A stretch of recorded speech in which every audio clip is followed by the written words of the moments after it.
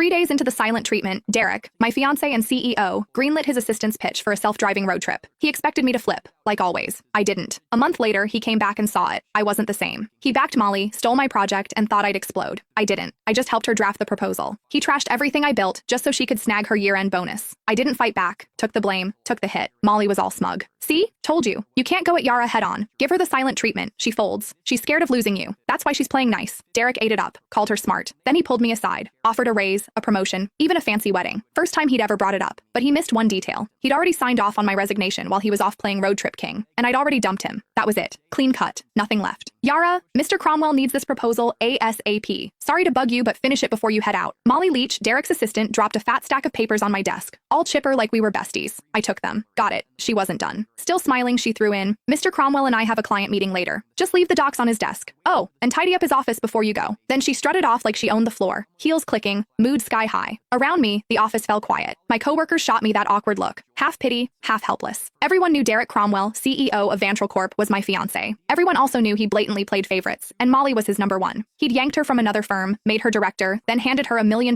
project I'd busted 2 months bringing in and prepping. When I pushed back, he called a team vote, thinking everyone would back him. Wrong. The whole team voted for me, except him. Molly got 1 vote. His. He lost it. Accused me of stirring up cliques. Didn't just take the project away. He demoted me in front of everyone and slashed the salaries of the people who'd backed me. Nobody dared speak up. Later, he apologized. Said didn't want it to look like favoritism. Claimed Molly might feel left out. I used to believe that crap. Now, it's a joke. Molly couldn't even keep up with our interns. Didn't want it to look like favoritism? Please. He was straight up playing favorites. Everyone saw it but him. I heard footsteps upstairs and looked up. Derek. He showed up at the stairwell, glanced my way, then walked out without saying a word. Changed into some casual suit. Even from here, I caught that cedar cologne. He never used to wear cologne. That one? Molly's gift. Yeah, he knew exactly what he was doing. He'd been pulling this kind of stuff for years. It started after I found their goodnight texts. Couldn't stay quiet. I confronted him. Derek said I was being petty. Then, like it proved some point, he used it as an excuse to make it official and moved Molly to work directly under him. The more upset I got, the harder he leaned in, dragging her to every social event, serving her food, even wiping her mouth at company dinners. When we fought, he'd ice me out. When I apologized, he'd round up his buddies to lecture me like I was some jealous mess. For a while, I actually blamed myself. Thought maybe I wasn't generous enough. Thought maybe that's why we ended up here. But on day 3 of one of his silent treatments, when I was too sick to even sit up and he still packed his bags for a trip with Molly, I gave up. That's when it hit me. He wasn't trying to be noble. He just used my pettiness as a shield so he could keep doing what he wanted without feeling guilty. Even if I hadn't caught those late-night chats, he would have just found another excuse to be with her. After their latest business trip, they were still grabbing dinner, drinks, playing tennis, same routine. But something between them had changed. I could feel it. Not that it mattered. 5 years together, and it was done. This whole mess had dragged on long enough. I was the last one in the office, finishing up the proposal. Checked my phone. Molly had been busy posting. Candlelit dinner at some fancy spot.